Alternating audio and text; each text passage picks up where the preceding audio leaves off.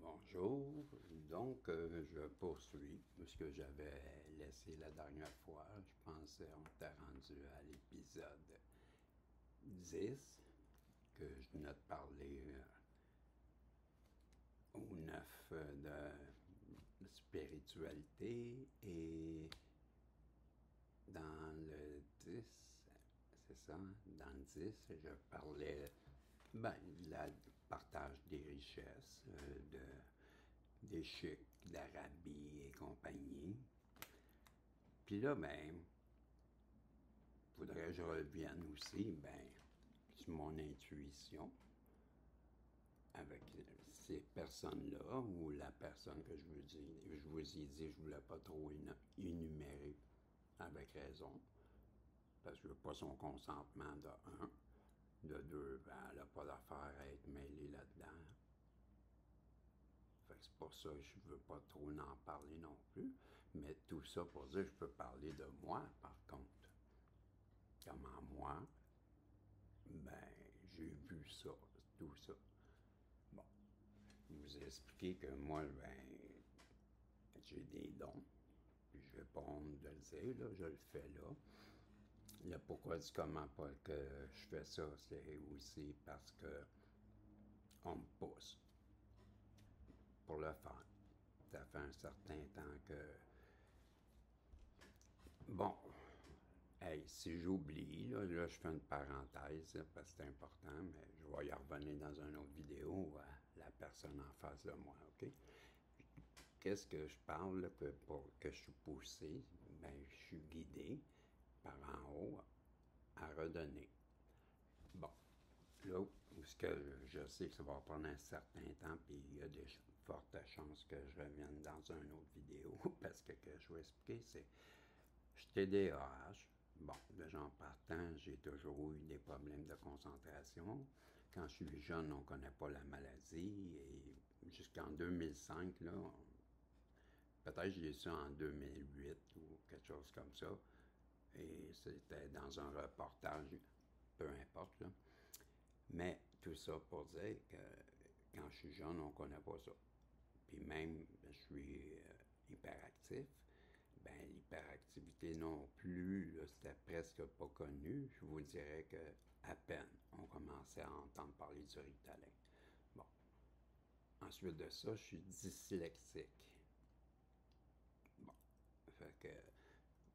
Et un problème d'élocution comme le zuzutement. Tout ça ensemble, peut-être ça a fait la personnalité que je suis. Quand je suis enfant, à l'école, ça va pas bien. Ça va pas bien parce que, premièrement, je suis pas capable de me concentrer. J'aime pas l'école. Aujourd'hui, avec les connaissances que je connais, sachant que c'est une maladie, si j'avais un enfant, je serais pas comme mes parents. Malheureusement, c'est pas leur faute. Les pauvres, ils connaissaient pas ça. C'était quelque chose que, comme je vous explique, c'était pas connu. Donc, si vous ne serez pas surpris d'apprendre que tout le long de ma vie, quand mes parents allaient à l'école, c'est toujours pour se faire dire que j'écoutais pas ou que whatever. Bon. C'est sûr. Avec raison. Je me rappelle que quand on me disait Régis, oui, madame, t'écoutes pas? Oui, j'écoute, madame. Lis la phrase. Mais là, je lisais la phrase. Et Régis, tout le monde rit. T'as fait une erreur? Reprends la dernière phrase, s'il te plaît, et concentre-toi parce que tu as une erreur dans la dernière phrase. Bon, j'avais déjà parlé de cet exemple-là, je vais y revenir, puisque vous n'avez pas compris les Français, pourquoi que je voulais en venir à ça. S'il y a des Français qui écoutent. Le cellier puis le vignier, j'ai commencé à dire qu'il y avait un ami à la ville qui m'avait fait remarquer que je faisais des erreurs, et c'était justement avec un cellier et un vignier. Bon, je vous expliquais dans la vidéo que j'ai jamais terminée, puis je vais la terminer là, qu'ici, au Québec, un vignier, à l'époque, c'était dans les années 60, bon, peut-être 80 encore, c'était des bois avec une poche à l'intérieur. C'était du vin en vrac. On va appeler ça comme ça. Bon, on disait que c'était tous les grands noms qui faisaient ça. Mais en fait, c'est tous les 20 dépanneurs du coin de la rue. Vous comprenez? Ici, maintenant, on a la société, la régie des alcools. Mais on appelle ça l'appellation contrôlée, et c'est vrai. Ben, ils sont fiers de nous apporter des bons vins qui sont importés de chez vous. Il n'est plus question de boîtes de carton avec des poches qu'on appelait un vignier. Bon, ben moi, quand le type à la ville, que j'ai 50 ans et plus, là, il va me dire ben, je sais pas de quoi tu parles, parce qu'en rentrant en cafétéria, « Hey, le gros, t'as-tu vu? Pour pas le nommer, mon ami Guitare. T'as-tu vu à l'entrée, Guitare? Tu m'as parlé, tu voulais un vignier. Pas vu ça. Comment t'as pas vu ça? Ben non, pas vu ça. Hey, arrête. Quand on rentre à côté de la porte, c'est un grillage. On le voit, il est là. On rentre et il faut quasiment pas foncer dedans. Comment ça, tu l'as pas vu? Je n'ai pas vu ça. Hey, arrête, je la trouve pas drôle. Je n'ai pas vu ça, juste. Tu sais que des fois, je te trouve. Hey, juste là, écoute, pas qu'est-ce que toi t'as vu, là. Mais moi, pas vu ça. Hey. OK. Là, je trouve que c'est moins drôle un peu. Fini l'histoire. Ça pourrait être duré longtemps comme ça, là, parce que il m'a eu longtemps. Bon, il veut m'expliquer que. Puis il m'a le faire. Moi, Régis, je veux pas, toi, dans ta famille, comment vous appelez ça, là? Qu'est-ce que tu veux à la porte, là, quand tu parles, là? Que tu dis c'est un vignier? Ben, chez nous, Régis, on appelle ça un cellier. Wow! Voyez-vous, c'est là que je veux en venir. C'est que, en plus, je suis dyslexique. Donc, lire un livre, pour moi, j'ai jamais réussi. J'avais réussi une fois. Pas fier de le dire, là, mais ayant eu une vie bien différente autrefois, mais le seul livre qui m'avait intéressé, c'était un livre d'un gars, un type, qui est un Français, je crois qu'il était journaliste, qui tombe dans le monde de la drogue de plus en plus forte, jusqu'au temps qu'il tombe sur l'opium et son rêve, c'est d'aller mourir dans l'Himalaya, comme tout bon junkie de l'époque. Et ça s'appelle Flash. Wow! Et le type est embarqué dans des aventures qui se cachent l'argent. Et moi, j'ai vécu un peu ça aussi.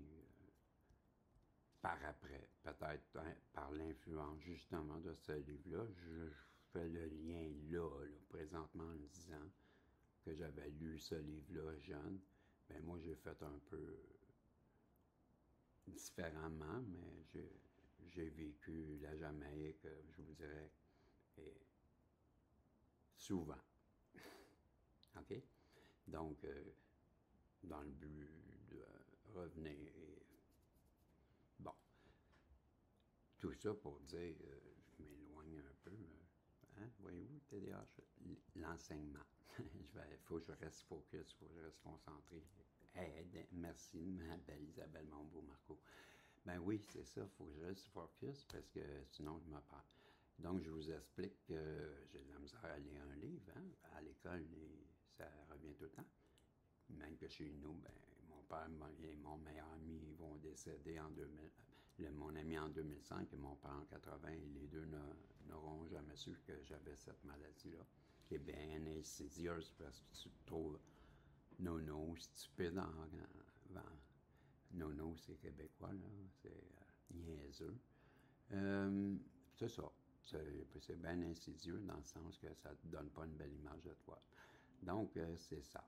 Et ben, j'avais jamais vraiment lu de livre à part le livre Flash. Mais il me voilà que dans mon éveil, je me suis mis à dévorer, dévorer, dévorer, dévorer. Et on m'a bien appâté. Quand je dis on est guidé en haut, quand il veut nous parler, il va employer toutes les méthodes possibles pour qu'on puisse entendre son message. Peu importe la langue, peu importe comment il faut qu'il se fasse comprendre, il va se faire comprendre. C'est ce que je veux vous dire. Bon, moi, à l'époque, dans mon éveil, on est venu me chercher avec ça. Pourtant, je ne suis pas vraiment à ça. Mais tu sais, quand on va te prédire que tu vas gagner, tu es tellement chanceux, tellement ton année, c'est tellement, tellement, tellement, mais c'est tellement des médiums qui m'ont menti. Mais peu importe, ils m'ont aidé à m'élever. J'ai connu le tarot. Dans mon éveil, j'ai connu le tarot, mais à travers ça, on m'a poussé à étudier, à étudier, à étudier. Je vais abréger parce que j'arrive déjà à 15, on est à 11-11. Et ben, 11-11, pour moi, ben, 1-1-1, ça pourrait être le renouveau. Hein? Le 1, c'est les renouveaux. Ça donne bien parce qu'on est en année 9, donc prêt pour un renouveau. Ben, c'est ça. Il n'y a pas de synchronicité qui arrive pour rien. Vous irez voir 11-11. Mais ce que je veux vous dire, c'est que je n'avais jamais étudié et me voilà que, avec mon éveil, hey, je reviens de la bibliothèque et je me rends compte que je ris parce que dans ma tête, je suis en train de me dire hey, qu'est-ce qui arrive? C'est quoi ça? Comment ça j'arrive à lire autant de livres? Hey, pense-y, Régis. Fait 4 fois, là, tu vas emprunter des livres. 15 livres. Tu les as tous lus. Et je réalise que je viens de lire comme 60 livres en l'espace de... Ben, c'est 3 semaines, les livres. En l'espace de 3 mois, j'avais lu 60 livres. Et je ris, je ris, je ris. Et je viens de comprendre que je suis assisté. En marchant, je me dis, tu n'as pas le choix d'accepter. Et c'est là que le premier médium au tarot m'avait dit, vous écouterez, j'en parle du premier médium qui va me dire que ma vie va changer à partir du jour que je lis ça, il me rappelle que j'ai eu un souvenir d'enfance. Il va me dire que à partir de là, tous les éléments, les situations qui me semblent éloignés vont se rapprocher et vont devenir devant moi comme par magie le chemin que je vais emprunter et qu'à partir de là, les bras vont me tomber et que je vais devenir croyant. Ben, quand je me suis rendu compte que j'avais lu 60 livres, wow, j'en ai encore les larmes aux yeux. Fait que c'est pour ça qu'on me demande de redonner 14-14. Comprenez? C'est quand tu es touché par une grâce, c'est plusieurs miracles, moi, dans ma vie qui m'est arrivé, ben, on me demande de vous redonner, puis je le fais avec plaisir. Je vous laisse là-dessus, je vous dis au revoir, on se revoit